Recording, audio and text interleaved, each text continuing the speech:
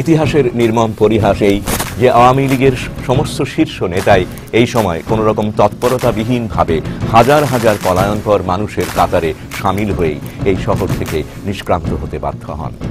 জাতির সেই ক্রান্তি লগ্নে আতঙ্কিত, উদ্ভ্রান্ত ও দিগ্ভ্রান্ত মানুষেরা যখন ছুটে পালাচ্ছে, ঠিক সেই মুহূর্তে এক অজ্ঞাত স্থান থেকে সেই কণ্ঠস্বরটি ভেসে আসে এক ঐশ্বরিক দিক নির্দেশনার মতো।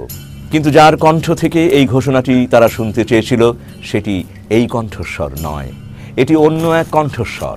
আবেগমথিত দেশমাতৃকার প্রতি নিবেদিত গভীর দৃঢ়তায় পরিপূর্ণ কণ্ঠস্বরটি থেকে যা উচ্চারিত হয়েছিল, সেটি ছিল প্রকৃত অর্থে ডিক্লারেশন অফ ইন্ডিপেন্ডেন্স বা স্বাধীনতার ঘোষণা। জিয়াউর রহমান কালুরঘাট বেতার কেন্দ্র থেকে প্রথম যে ঘোষণাটি দেন, এক রহস্যজনক কারণে তার সমস্ত কপি নষ্ট করে ফেলা হয়।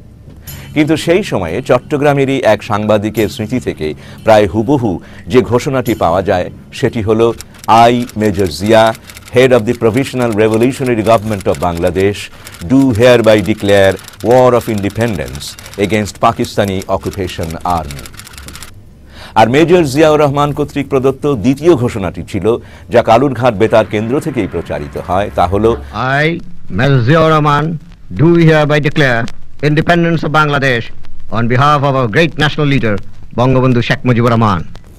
জিয়াউর রহমানের সেই তেজোদ্দীপ্ত বিপ্লবী প্রত্যয়পূর্ণ কণ্ঠটি একমাত্র কণ্ঠস্বর, যার ঘোষণায় হাজার হাজার পলায়নপর ধাবমান জনস্রোত থমকে দাঁড়ায়।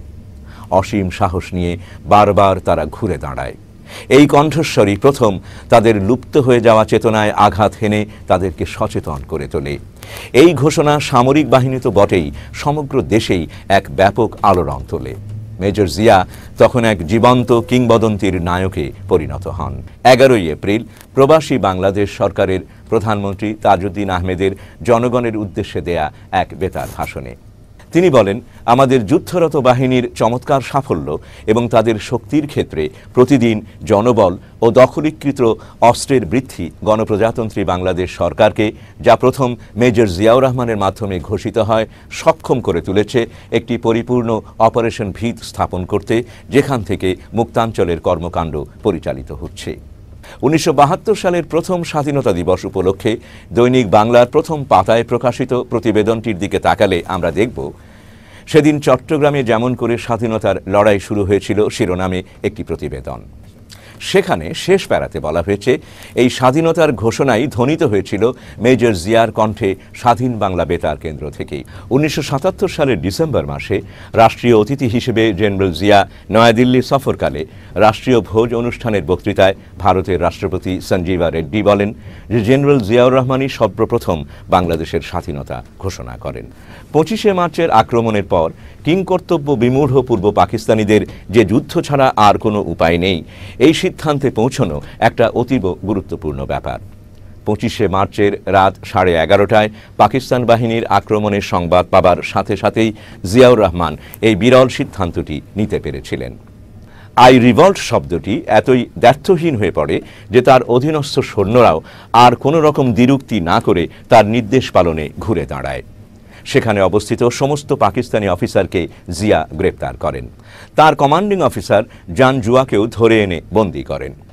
আক্রমণের ওই রকম একটা নাজুক অবস্থাতেই যুদ্ধ শুরু করাও সে সময়ের বিধ্বস্ত প্রেক্ষাপটে একটা আমূল পরিবর্তন এনে দেয় এবং একটা গভীর আত্মপ্রত্যয়ের সঞ্চার করে সবার মধ্যে। 1971 সালের 4 এপ্রিল হবিগঞ্জের মাধবপুর তেলিয়াপাড়া চা বাগানে প্রতিরোধ যুদ্ধের নেতারা বৈঠকে মিলিত হন। তারা সেখানেই বসে গঠন করেন জাতীয় মুক্তি ফৌজ। জেনারেল ওসমানীকে সর্বাধিনায়ক নির্বাচিত করে 11 জন সামরিক অফিসারকে সেক্টর কমান্ডার নিযুক্ত করা হয়। 2 এপ্রিল জনাব তাজউদ্দিন ও ব্যারিস্টার আমিরুল ইসলাম বহু বিপদসংকুল পথ পেরিয়ে দিল্লি গিয়ে হাজির হন।